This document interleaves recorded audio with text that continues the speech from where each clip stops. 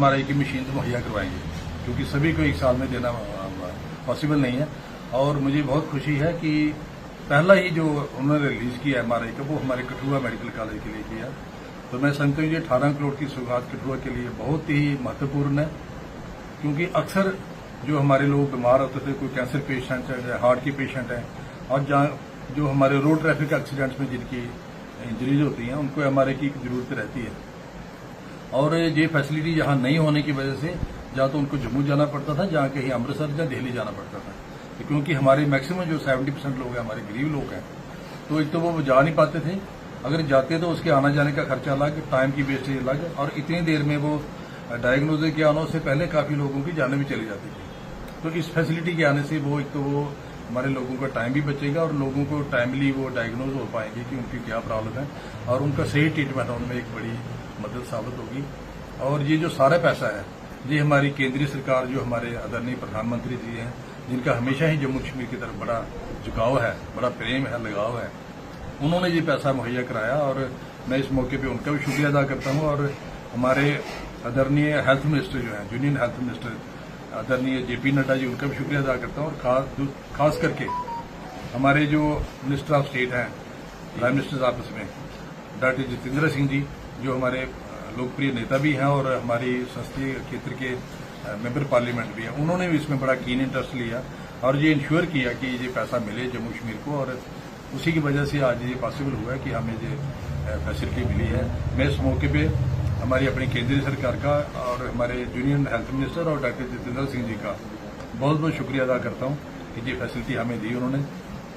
और मुझे पूरी उम्मीद है कि जो भी बाकी और भी चीजें होंगी उसमें भी हमारी केंद्र सरकार हमारी मदद करने के लिए हमेशा आगे आएगी, ताकि हम एक कठुआ को एक मॉडल डिस्ट्रिक्ट बनाए, मॉडल कॉन्स्टिट्यूंसी ही नहीं, कठुआ डिस्ट्रिक्ट में एक अच्छा हमारा ट्रीटमेंट का मेडिकेयर की लोगों को अच्छी फैसिलिटी मिले। उसमें मुझे लगता है बड़ा ही महत्वपूर्ण कदम है। और मैं इस मौके पे हमारे जो जम्मू कश्मीर के चीफ मिनिस्टर हैं जनाब उमर अब्दुल्ला जी, उनका भी शुक्रिया अदा करता हूँ, क्योंकि असेंबली सेशन के बाद मैं उनको श्रीनगर में भी मिला, जम्मू में मिला था इस सिलसिले में। और मैडम स्कीना इतू जो हेल्थ मेडिकल एजुकेशन मिनिस्टर है, उनका भी शुक्रिया अदा करता हूँ कि उन्होंने भी ये स्टेप लिया और हमारे मेडिकल कॉलेज को सबसे पहले हमारे की फैसिलिटी दी। ये कब तक फैसिलिटी मुहैया होगी? ये उन्होंने जो कल लेटर निकाला है, उन्होंने कहा कि साइड प्रिपरेशन करो। साइड प्रिपरेशन के लिए जो भी उनकी जो टीम आएगी, एक्सपर्ट टीम, वो साइड का सारा देखेंगे, मुआयना करेंगे, उसके बाद ये मशीन लग जाएगी। और ये 18 करोड़ का मैं समझता हूँ कि बहुत बड़ी अचीवमेंट है कठुआ के लिए। मैं जब खुद डॉक्टर था 97-98 में, तब से हम लोग ये कोशिश कर रहे थे हमारे कठुआ के लोग कि ये MRI की मशीन जहाँ होनी चाहिए। तो मुझे लगता है कितने सालों के बाद हमें ये फैसिलिटी मिली है, और मैं समझता हूँ कि बड़ा एक मील का पत्थर साबित होगी हमारे लोगों के लिए। पूर्व में सर मशीनें जहाँ बहुत जाती है मेडिकल कॉलेज में, अल्ट्रासाउंड भी काफी पुराना हुआ है, लेकिन नंबर अल्ट्रासाउंड कराने के 2-2 महीने लग जाते हैं। तो मशीन आने से कितना फायदा हो जाएगा? देखिए, MRI की फैसिलिटी यहाँ नहीं थी, अब आने से बड़ी इम्प्रूवमेंट होगी। और 18 करोड़ रुपया अमाउंट कम नहीं है। नहीं, उनके सर उनके कहने सर मैं बताऊं, उनके कहने का बाद है प्राइवेट टैक्सेस, प्राइवेट डॉक्टर्स का टैक्सेस होता है, उसके बारे में आप क्या उसी पे मैं आ रहा हूँ कि मैं खुद एक मेडिको रहा हूँ, मुझे सारा पता है कि क्या सिस्टम है, सारा क्या नहीं है। सिस्टम में कहीं कहीं लूप होल्स भी हैं, लेकिन उनको भी हम प्लग करने की कोशिश करेंगे, क्योंकि जो हॉस्पिटल की रोगी कल्याण समिति है मैं उसका भी चेयरमैन हूँ। तो लिहाजा मेरे पे भी ये कल को अगर कोई माल प्रैक्टिस होती है, मेरे पे भी उंगली आती है। तो ये आपने बिल्कुल सही सवाल पूछा। और जो अल्ट्रासाउंड का आप कह रहे हो कि काफी डेटें पड़ती हैं, कोशिश करेंगे कि अल्ट्रासाउंड के लिए और ऑगमेंट करें इस फैसिलिटी को, ताकि जो लोगों को 3-3, 4-4 महीने टाइम उसको भी कम किया जाए और लोगों को एक टाइमली फैसिलिटी मिल पाएगी। बेसिक इंफ्रास्ट्रक्चर लगातार एनहांस हो रहा है, लेकिन आज भी लोगों की शिकायतें रहती हैं कि उन्हें इस GMC में भी दूसरे GMC जम्मू भेजा जाता है। इस पूरे सिनेरियो को, जब पूरी जो इनकी फंक्शनिंग है उसे कब तक दुरुस्त किया जाएगा ताकि लोग परेशान ना हो? देखिए, अब जो दूसरा पहलू मैंने कहा कि असेंबली में मैंने उठाया था कि जितने हमारे स्पेशलिस्ट डॉक्टर चाहिए जी, वो नया नहीं है, न्यूरोलॉजिस्ट नहीं है, कार्डियोलॉजिस्ट नहीं है, और मैक्सिमम जो लोग हैं डायबिटोलॉजिस्ट नहीं है। तो ये 2-3 जो स्ट्रीम्स हैं, इनके डॉक्टरों की भी कोशिश करेंगे वो भी जहाँ तैनात हों, ताकि हमारे लोगों को फैसिलिटी मिले।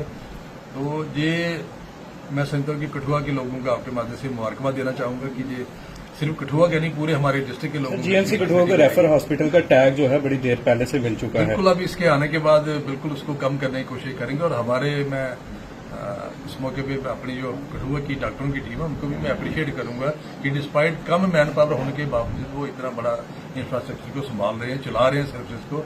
हालांकि बड़ा उन पर स्ट्रेस है, मैन पावर कम है, तो मैन पावर की भी कमी कोशिश करेंगे आने वाले दिनों में। लगभग जो 18 करोड़ की मशीन है, सिर्फ एक ही मशीनरी का सेटअप है या फिर इसमें और ज्यादा एलेबोरेटेड फैसिलिटीज भी रहेंगी? एक और मुबारक की बात है कि 190 सीटें जो है एमबीबीएस की जम्मू कश्मीर में बढ़ी हैं। 190 में जम्मू मेडिकल कॉलेज को 20 मिली है, श्रीनगर मेडिकल कॉलेज को 20 मिली है, कठुआ मेडिकल कॉलेज को 50 मिली है। तो आप इसके लिए ये भी मुबारक की बात है कि जहां जितनी ज्यादा कोई सीटें बढ़ेंगी तो उतना सेंट्रल गवर्नमेंट को उस हिसाब से इंफ्रास्ट्रक्चर को अपग्रेड करना पड़ता है, मैन पावर को अपग्रेड करना पड़ता है। तो जब सीटें ज्यादा आई हैं तो नेचुरली इससे मैन पावर और आएगी और हमें कहीं ना कहीं उसका बेनिफिट होगा। ये सर सबसे बड़ी बात है कि जितनी भी मशीनें बहुत सारी लगी हुई हैं, अल्ट्रासाउंड लगे हैं, सिटी स्कैनर लगे, सब लगे हैं, लेकिन उसके लिए टेक्नीशियन नहीं है। वो 3 दिन के लिए आता है, वो 3 दिन के लिए वो कभी सांबा जाता है, कभी वो महानपुर जाता है, कभी बसोली जाता है। इसके तो लिए ये राउंड द क्लॉक जो पेशेंट है वो तब तक सफर करता है। इसके लिए ऐसा एक तो आने वाले दिनों में क्योंकि अभी सारे लोग इसमें फ्लड में बिजी थे, आने वाले दिनों में शायद अक्टूबर के 1st या 2nd वीक में एक रोगी कल्याण समिति की मीटिंग कर लेंगे हॉस्पिटल एडमिनिस्ट्रेशन के साथ। और जहां जहां हमें जो मैन पावर की कमी आ रही है वो कोशिश अगर जरूरत पड़ी तो हम आउटसोर्स भी लोगों लगा लेंगे जो एक्सपर्ट लोग मार्केट में अवेलेबल हैं, ताकि हमारे लोगों को जो सफर न करना पड़े। सर जिस कीमत की बात काफी करें, सवाल उठाया जा रहा है कि मशीन के रेट को लेकर कि मशीन जो है 3-4 करोड़ की है परंतु 18 करोड़ का जो है। देखिए ये जो मशीन है ये फिलिप्स क्वालिटी की है और ये वो मशीन है जो आम हॉस्पिटल में आपको नहीं मिलेगी। एम्स में जो फैसिलिटी है यही मशीन वहां लगी है, फोर्टिज में लगी है, मैक्स में लगी है और फुल बॉडी एमआरआई है। तो ये जो है रेट फिक्सेशन जो है वो तो एमएलए के हाथ में नहीं है, ना ही गवर्नमेंट के हाथ में, क्योंकि इसकी हाई पावर्ड कमेटी होती है। उसमें सिर्फ हमारी जम्मू कश्मीर सरकार नहीं, सेंट्रल गवर्नमेंट भी सारे मापदंड दे के फिर परचेज होती है।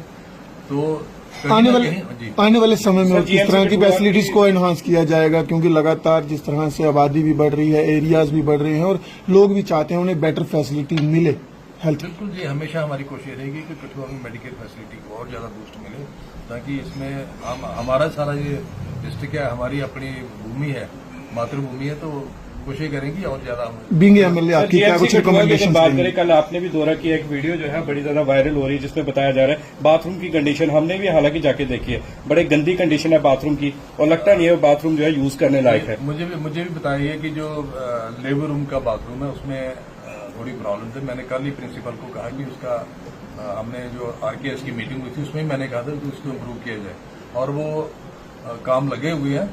ये भी आने वाले दिनों में आप देखेंगे कि वो भी अक्टूबर से पहले हम उसको कोशिश करेंगे अच्छा हो और उसकी कंडीशन अच्छी हो।